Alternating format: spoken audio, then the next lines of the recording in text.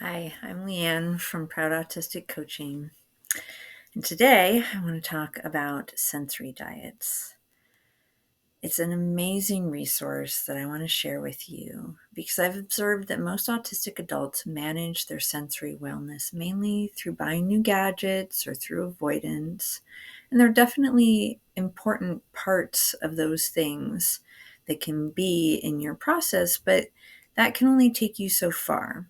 Sensory wellness is about so much more than fidgets and earplugs, which are temporary fixes. Granted, fidgets and earplugs are important things for my personal sensory wellness, and I think that of most autistic folks, but there's a lot more beyond that we can pay attention to. What if I told you that there was a seemingly magic way to reduce your need to avoid or seek sensory experiences? This is real medicine here, not just a band-aid. This magic trick is commonly called a sensory diet. The term diet probably makes you think of denying oneself things like food, which brings with it feelings of shame. But a sensory diet isn't about denying yourself things. I think the creators use the word diet as if to say a healthy, balanced diet. So something that in a way that you monitor what you're doing with your body. So in my sensory empowerment program, I call this a sensory empowerment plan. And I think that's a more fitting term, though my plan is also goes beyond what a sensory diet is, but it does fit better, I think, as a term. And but I'll still use the term sensory diet in this video, and I probably always will, just because most of the world calls these things a sensory diet, and that's what we're used to. So, a sensory diet is a sequence of activities that you can do throughout the day to regulate your sensory system. The idea was developed by occupational therapists in 1991. Most of the information you'll find on sensory diets is directed towards children, like most treatments and things that help with autism. So it can be challenging as an adult to develop an appropriate one for yourself. They do tend to still live in the realm of occupational therapists who mostly work with children, so it's hard to get support with them as an adult. For myself, as someone who tends to be sensory avoidant, these activities act to calm my sensory system down to a less sensitive state so it gets activated less easily. Picture your sensory system as a pot of water. If the water is hot on the stove, it won't take a lot more heat or sensory stimulation to get it to reach boiling, which is sensory overwhelm in this metaphor.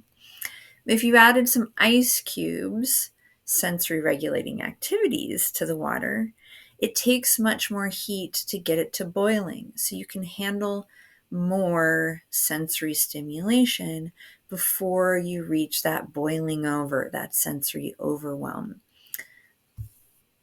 The same applies to those who tend to be sensory seeking, just in reverse.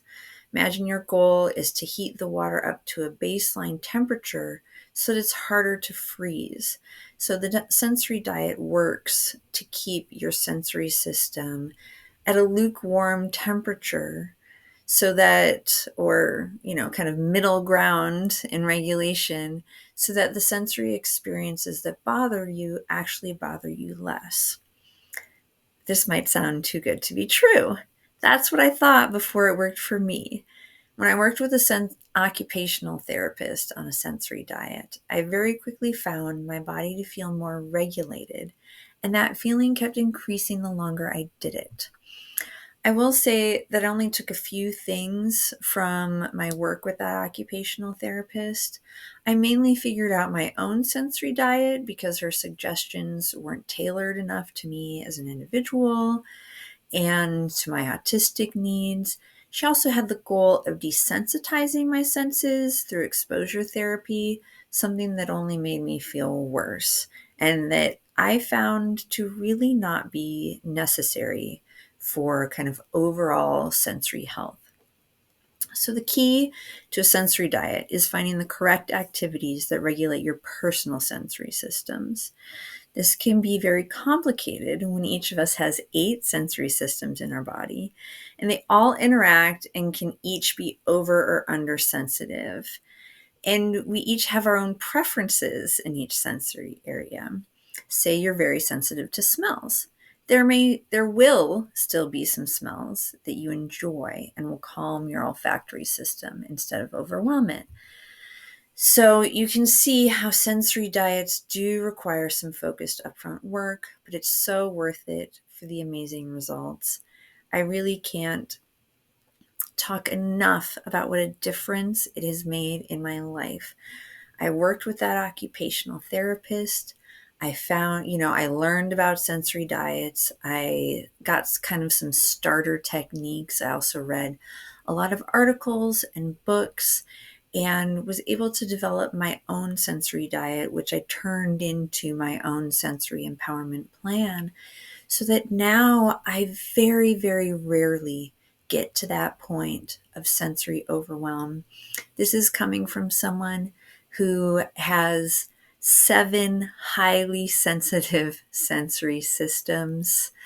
And it takes a lot. It's taken a lot of research, a lot of knowledge, a lot of trial and error, a lot of experience to figure out what works well for my sensory system. And it's the sort of thing that we should all be doing as autistic adults. And it's, kids who get diagnosed as children are very fortunate if they're able to access occupational therapy, work on this as kids. But so many of us weren't diagnosed until adulthood. And so we're having to do this now, and we've spent our whole lives being told you're too sensitive, you're too active, you're weird, don't do that, don't move that way. And that we've internalized that in these neurotypical expectations that say, oh, well, your senses are just things that you take in information with, and you really don't need to think about them. But as autistic adults, our sensory systems are really finely tuned and need a lot more attention. And so we do need to work on developing a sensory diet for ourselves, and even better, a sensory empowerment plan that works on helping you develop a way to speak to others about your sensory needs, and a way to honor your entire sensory system. So here's hoping that you're excited to work on your own sensory diet now, because I really want every autistic adult to feel the same empowerment and relief that I've felt after regulating my own sensory system. I think most of us are living in a state of chronically being either very close to boiling or freezing, so any sensory challenge can feel overwhelming very quickly. And it can be hard to imagine another possibility, but a sensory diet definitely can help anyone reach a more regulated state most of the time. And if you want coaching support on your journey, I have my weekly coaching sessions. I have my sensory empowerment program, which is an 8-week program that works with you on developing your own sensory empowerment plan. And I'm here for you. So please like and subscribe for more tips through my YouTube, and look at all of the information in this video about my Instagram, Facebook, and my website, where I have a blog with a lot more tips. Thanks. Bye.